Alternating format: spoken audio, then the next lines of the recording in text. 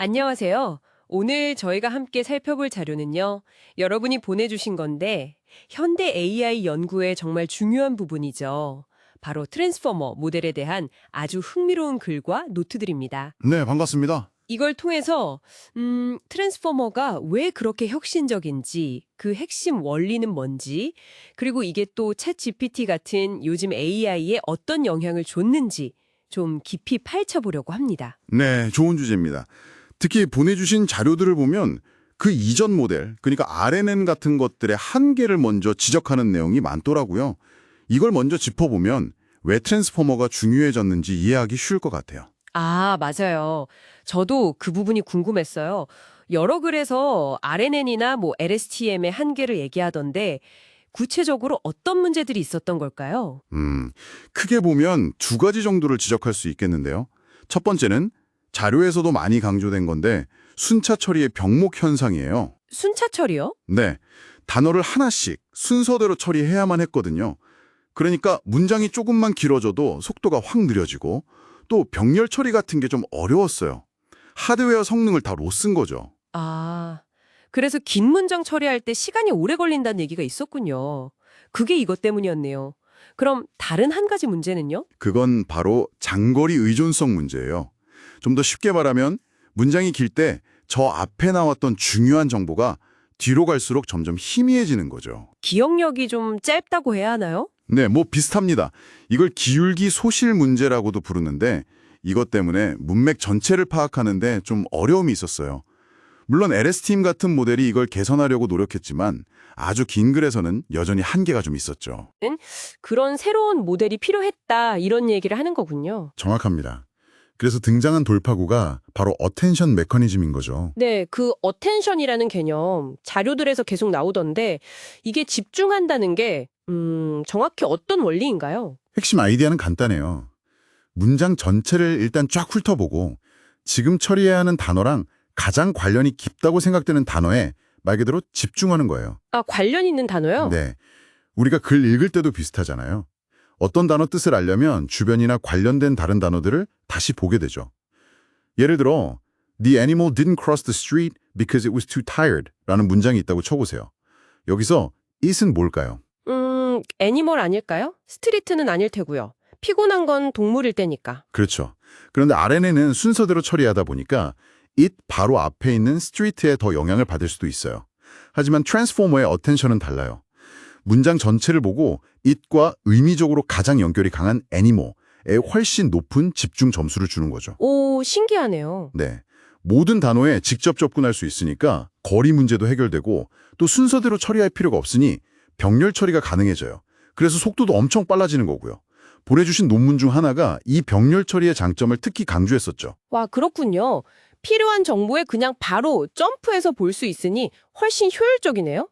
그럼 이 어텐션은 트랜스포머 구조 안에서는 구체적으로 어떻게 작동하나요? 셀프 어텐션이라는 말도 있던데요. 그걸 바탕으로 출력 문장을 만드는 디코더 부분으로 나뉘어요.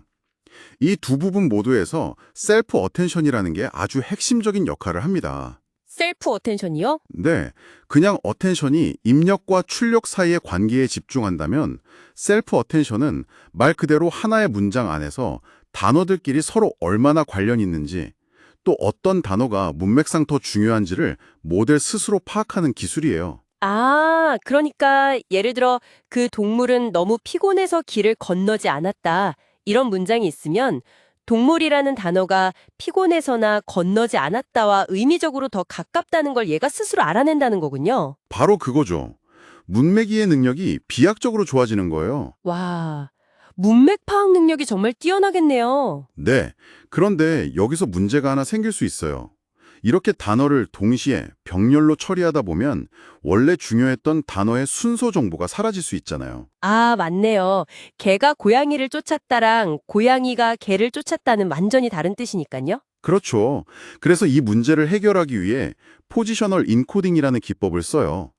각 단어가 문장에서 몇 번째 위치에 있는지 그 위치 정보를 일종의 좌표값처럼 만들어서 단어 자체의 정보에 더해주는 거예요. 위치 정보를 같이 넣어준다. 네. 이렇게 하면 단어의 의미뿐만 아니라 문장 내 순서까지 고려해서 처리할 수 있게 되는 거죠. 야, 정말 구조적으로도 굉장히 정교하게 설계되었네요. 이제 왜 트랜스포머가 그렇게 강력한 기반 기술로 평가받는지 좀 알 것 같습니다. 네, 맞습니다. 여러분이 보내주신 자료들 후반부에는 GPT랑 벌트라는 모델 이름이 자주 나오던데요. 이 모델들이 트랜스포머랑 관련이 깊은 거죠? 네, 아주 깊죠. 2017년에 트랜스포머 논문이 발표된 이후에 나온 대표적인 모델들이 바로 GPT와 벌트입니다. 아, 그렇군요. GPT는 주로 트랜스포머 구조 중에서 디코더 부분을 활용해요. 이게 이전 단어들을 보고 다음 단어를 예측하는데 아주 뛰어나거든요. 다음 단어 예측이요? 네. 그래서 챗GPT처럼 자연스럽게 글을 쓰거나 대화를 이어가거나 문장을 요약하는 등 뭔가 이어쓰는 능력, 즉 생성 능력이 탁월해요. 어떤 기사에서는 GPT를 창의적인 작가 같다고 비유했던데 꽤 적절한 표현인 것 같아요. 오, 작가라. 흥미로운데요. 그럼 벌트는 어떤 역할인가요? 작가랑은 좀 다른가요? 네, 벌트는 반대로 트랜스포머의 인코더 부분을 주로 사용합니다. 그래서 얘는 문장 전체의 맥락, 그것도 앞뒤 양방향의 문맥을 아주 깊이 이해하는 데 특화돼 있어요. 양방향 문맥이요? 네, 마치 우리가 빈칸 채우기 문제를 풀 때 앞뒤 단어 다 보고 푸는 것처럼요. 문장 속 단어의 숨겨진 의미나 뉘앙스를 파악하는 데 강점이 있죠. 그래서 구글 검색 같은 정보 검색이나 문맥을 정확히 이해해야 하는 감성 분석 같은 데 아주 뛰어난 성능을 보여줍니다. 다른 글에서는 벌트를 문맥을 기가 막히게 읽는 명탐정이라고 표현했더군요. 작가와 명탐정이라, 와, 비교가 확 되네요. 그러니까 GPT는 주어 생성에 강하고 벌트는 이해에 강점이 있다. 이런 거군요. 네, 핵심을 잘 짚으셨어요. 트랜스포머라는 같은 뿌리에서 나왔지만 주로 활용하는 부분과 강점이 다른 거죠. 정말 인상적인 발전입니다. 네. 그렇습니다. 오늘 저희가 여러분이 보내주신 자료들을 같이 보면서 RNN 같은 기존 모델의 한계를 넘어서려는 고민에서부터 시작해서 트랜스포머의 심장이라고 할 수 있는 어텐션, 셀프 어텐션, 그리고 이걸 기반으로 나온 GPT와 벌트까지 쭉 살펴봤습니다. 네, 정말 유익한 시간이었습니다. 현대 언어 AI의 근간을 이루는 아주 중요한 흐름을 짚어본 것 같아요. 맞아요. 트랜스포머가 AI의 언어 능력을 어떻게 이렇게까지 혁신했는지 그 구체적인 원리를 알고 나니 더 흥미롭게 느껴지네요. 오늘 함께 나눈 이런 이야기들을 통해서 여러분도 AI가 언어를 어떻게 이해하고 만들어내는지에 대해 좀 더 깊이 있는 시각을 갖게 되셨을 거라 생각합니다. 네. 그럼 여기서 한 걸음 더 나아가서요. 이런 강력한 AI 기술의 발전이 앞으로 우리 일상의 소통 방식이나 정보를 얻는 과정에 또 어떤 변화들을 가져올지 한번 각자 생각해 보시는 건 어떨까요? 흥미로운 질문이 될 것 같습니다.